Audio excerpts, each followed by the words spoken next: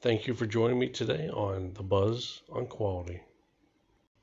Episode 4, How to Build a Quality System. Let's talk quality. Welcome to The Buzz on Quality, Episode 4.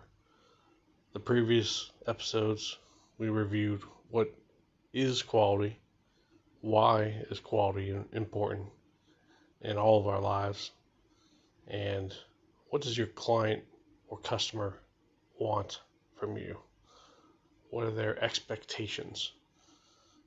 Now that we've discussed those, we're going to move into how to build a system to achieve those requirements. Now, a quality system may have the word quality in it, but it is essentially a company's business model.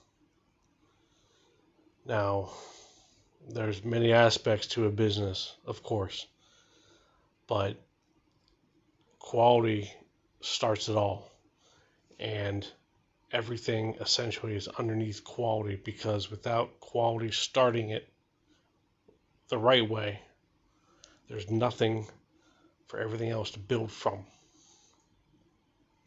So putting together a good quality system is critical to the success of any company, especially the medium and larger the company is. The more clients or customers they have, the more people they interact with, the more employees they have. It's critical to have a good start, and that's what we're going to go over in this episode. All right, let's start with resources. So you know what your client or customer wants from you. You know your scope. So now you need to figure out, how many people do you need? What kind of building infrastructure do you need? What kind of equipment, materials? There's a lot of elements that go into being successful for a customer or client through service or creating something for them, whether it's software or a piece of equipment, material. You need to have the right people with the right capabilities in the right place to achieve success. So within any management system, resources is a fundamental part of it. Now, some other elements that would go into a management system are making the product or providing the service. Do you know the inputs? Do you know the outputs of that? Are you going to be verifying that throughout the entire scope of the work? Something else that is often overlooked is risk management. Risk management is very important, because if you don't know a risk, it could damage you. So identifying risk in the beginning during planning is very important, because then you'll have a way to handle situations when they arise. Monitoring risk is important, because even if you create a process that identifies risk, if you don't monitor it, writing something down is useless. And things change all the time, so you have to keep an eye on what may be impacting your work for your client, for your customer at any time, because things happen and you might not always be able to catch all the risks in the beginning.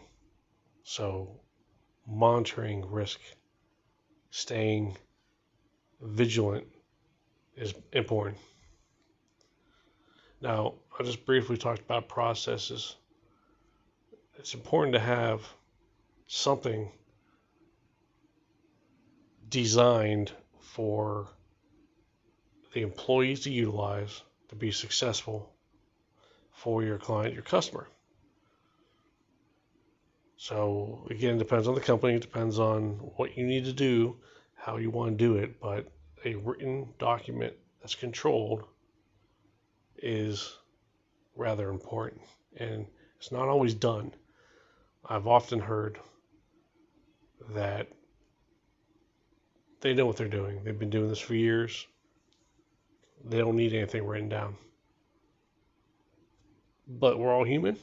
We all forget things. It's good to have something to fall back on. And you will get some new employees from time to time.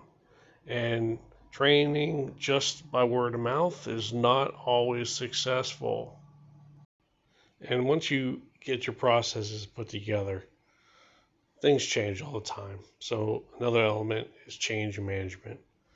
Change has to be monitored and it has to be communicated. That last part's often missed. If your customer, your client wants to change something, change your scope, you need to change the process, and then you need to communicate that to all parties, train, and ensure it's implemented in an organized fashion. Speaking of the client, the customer, there needs to be a way to have within your system a way to track feedback from them, because you never know what their opinion is if you don't have a way of tracking it, because their feedback may be important to what you're doing. If what you're doing isn't meeting their requirements, they're going to let you know, but you need to have a way for them to communicate that to you. However you set up a customer feedback program, it needs to be easy for them to access, and you need to take it and use it. There's no point in setting up something and then ignoring their opinions. It really won't help you long term anyways with them, because you're ignoring their feedback, and you're there for them, of course. At least you should be. Within your system that you have set up and you're monitoring, things happen. No one's perfect. We're all human. And even if you use machines or software, they can even have errors, even though they are meant to be built to have more error proofing than just people doing the work. But things happen. It's life. You have to have a way of tracking non-conformances, issues in your work location, and then work it to completion. Essentially correcting the issue and preventing the issue, which is important. You want it to never happen again. Prevention is key. And then you have to verify that what you put together works. Now, I'm going to bring this up. Training is not a preventative action. It alone will not solve any issues, because you will forget. Things will happen where training is not the fix. And I've seen too many times where training is always put in there as a preventive action. It is not a control. And that's what you should get to, is at least controls if you cannot eliminate a reoccurrence from happening. All right, so some other elements to put into a management system: improvements. You should improve what you're doing at all times, and you can find that through your verifications, your monitoring of the workplace, walking the process, seeing what's going on. Small improvements, big improvements. You can improve what you do all the time. And lastly, management, leadership. They need to be out there keeping an eye on things, monitoring activities, reviewing the work, the outputs, the inputs, everything. They need to be reviewing the entire system to ensure it works. And that will come from internal audits that are being conducted, quality control that's being utilized in the process, risk reviews, customer feedback. There's a lot of different elements that can be reviewed, looked at during a management review. But the whole idea is it working? Are you successful for your client, for your customer every day? Is what you have put in place working? Can it be done better? But is it working? So to review some of the elements within a management system, your focus is on your customer, your client. What they want is what they want, and you are there to achieve it, whatever it is.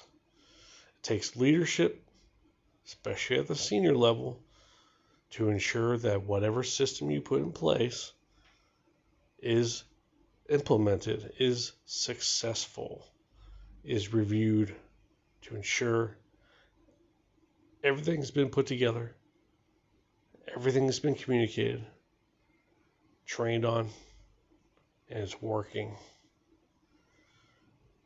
Everyone needs to be working as a team. Engagement with each other is critical. All too often, companies work in silos where each section does their own thing and doesn't worry about anything else.